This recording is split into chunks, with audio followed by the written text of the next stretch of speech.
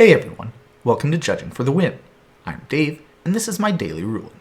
Today's question was suggested by a viewer, thanks to Sean O'Snap for this one. Amy casts Cathartic Reunion, while Nick controls Hullbreacher and Spirit of the Labyrinth. What happens?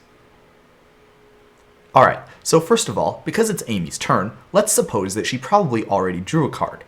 Now, what that means is that Spirit of the Labyrinth is seeing that she's already drawn at least one card this turn, and that means that she cannot draw anymore. If you have a card draw that cannot happen, then replacement effects that would replace that card draw are not able to replace anything, and therefore none of the card draws from Amy's Cathartic Reunion will occur, and Hullbreacher will not be able to replace any of them. Spirit of the Labyrinth sees that Amy is going to draw some cards and says, no way, can't happen. The same thing is true if, for example, instead of a Hullbreacher, there were some dredge cards that were in Amy's graveyard that she wanted to dredge back. Now, here's the other interesting part about this question. If a replacement effect replaces a card draw, then that means that card draw never happened. And if you haven't drawn any cards for the turn, then Spirit of the Labyrinth says then it's okay to continue trying to draw cards, which means that further replacement effects would be able to replace those card draws. To put it into a more concrete example, let's imagine that Nick still has the Hullbreacher and the Spirit of the Labyrinth, but this time, when Amy plays the Cathartic Reunion, she hasn't drawn a card yet for the turn. Maybe she dredged during her draw step. What would happen in that case is something a little bit more interesting. When Amy wants to draw the cards for Cathartic Reunion, there will be two replacement effects that want to interact with that. Spirit of the Labyrinth doesn't care that Amy is going to draw a card, because cards are drawn one at a time, even if you're drawing more than one of them.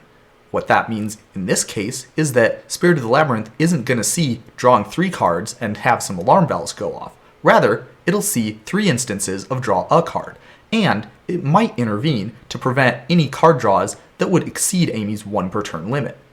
Now, getting back to the core situation, when the first card draw from Cathartic Reunion happens, then there's going to be a couple of replacement effects that are trying to modify that.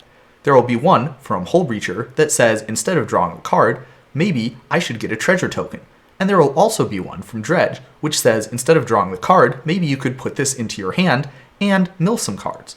Now, because Amy is the affected player, she will decide which of those replacement effects gets to apply first.